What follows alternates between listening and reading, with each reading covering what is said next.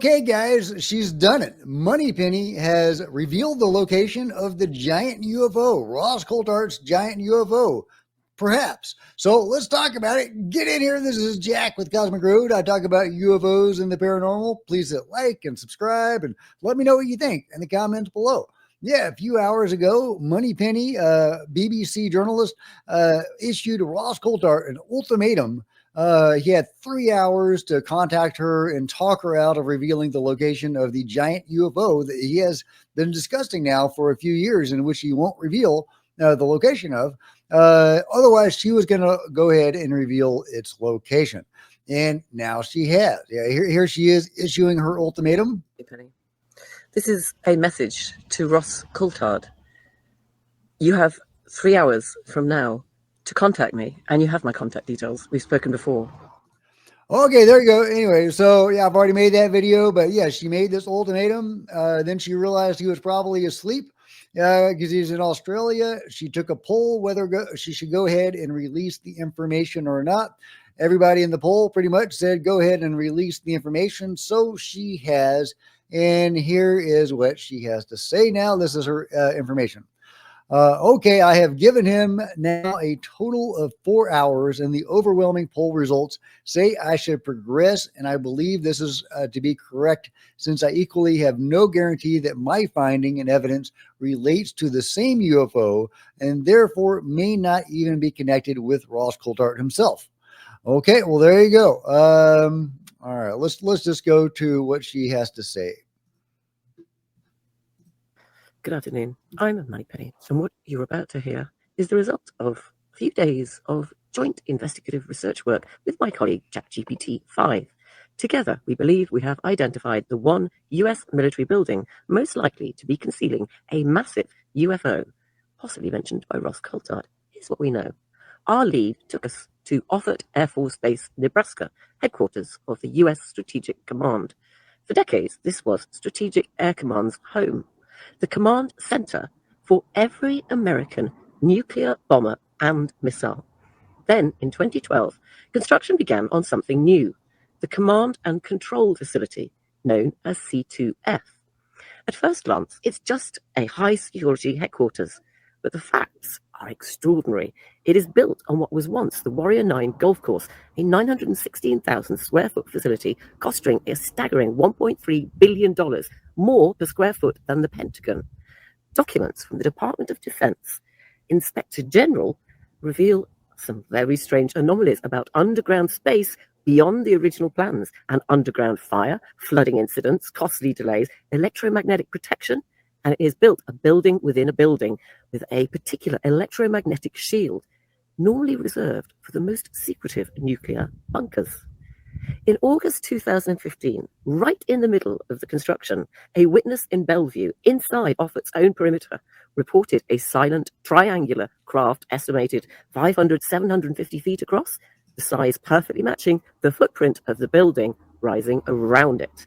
And to that, its strange sighting, a crown jewel command node placed in a floodplain where 1/3 of the base went underwater in 2019. And the strict access rules, meaning that many of the staff upstairs are never allowed to see the lower levels. Of course, I can't tell with absolute certainty that this is the object. And there are many military buildings across the US to look at.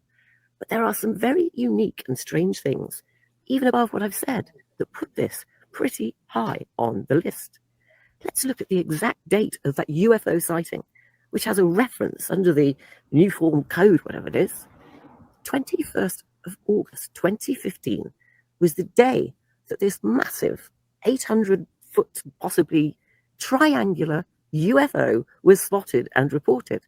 And on that same date, in the notes, the official notes that go to the US government about a sudden change in plans and a massive demand for more money, they went in on that day.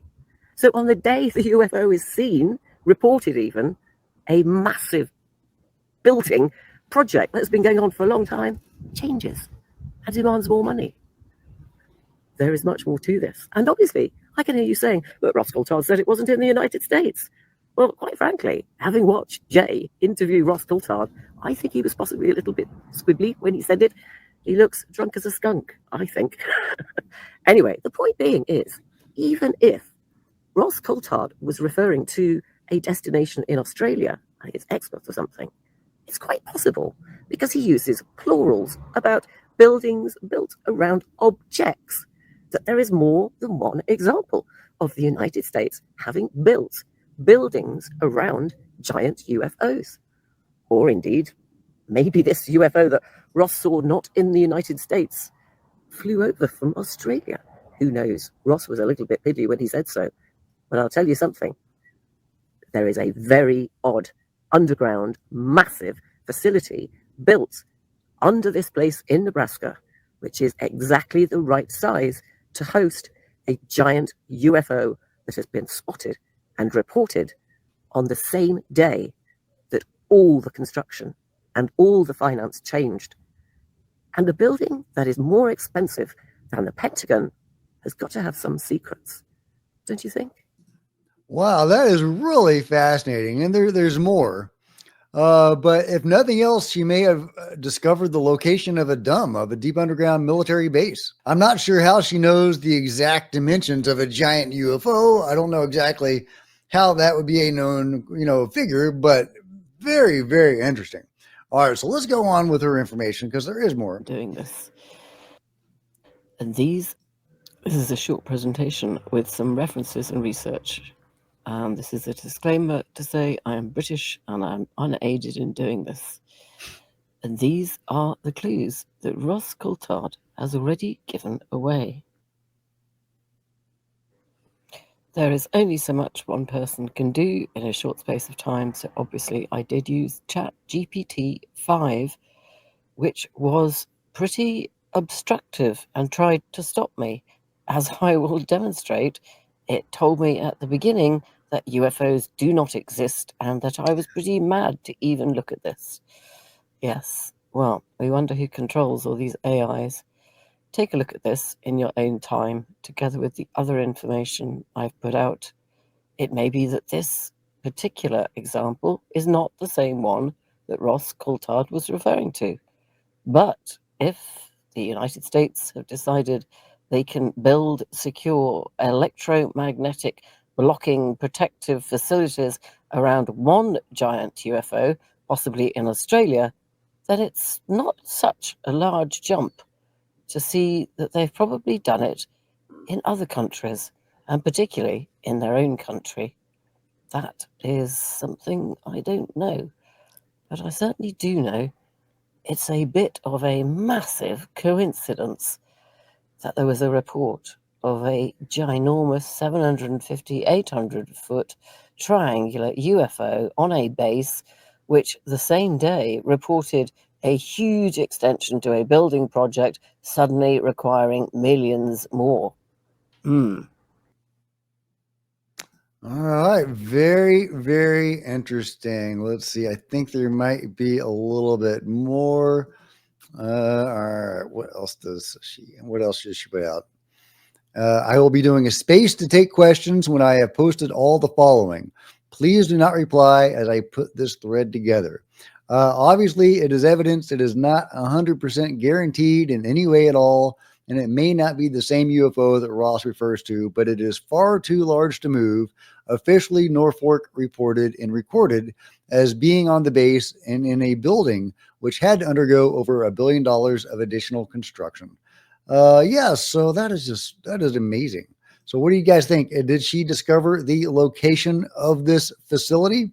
Interesting that she uses AI to help her reach this conclusion, apparently having to fight it as you do with AI, because it will give you the traditional establishment debunking of just about anything slightly controversial.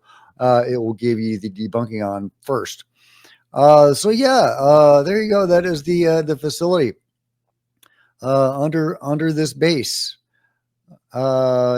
in Nebraska, supposedly.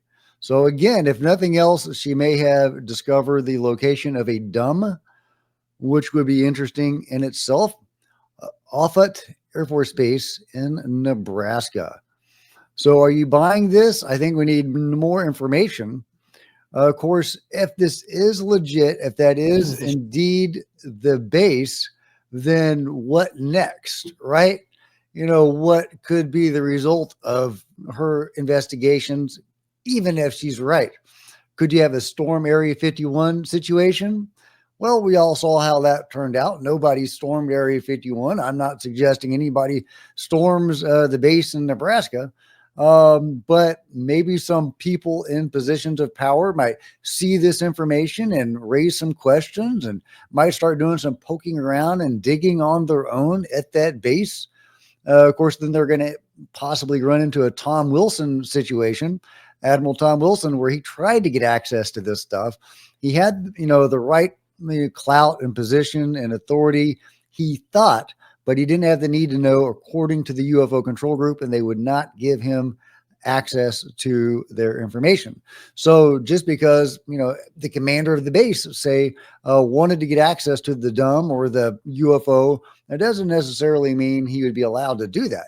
But it does raise some interesting possibilities. If nothing else, we could motivate or inspire teams of remote viewers to try their hand at remote viewing this facility to see what is down there. So really interesting, hard to corroborate, but fascinating stuff. That definitely seems, if nothing else, to shed light on a previously little known installation or military base in Nebraska that nobody was really talking about in terms of UFOs or in terms of this broader picture. So let me know what you think of this. I'm glad that she did pony up. I don't know if this is sweet UFO disclosure or not, but hey, it's something. It's something. It is interesting, and we'll have to see where this story goes. If it goes anywhere, I am hoping it goes somewhere. So let me know where you think that could be and what you think of this information in the comments below. Like and subscribe. Definitely go check out her Twitter page. I'll link to it, and you can find out more information as it comes in. You can join that space, etc. So yeah, check it all out. See you next time, guys. This is Jack with Cosmic Road signing out.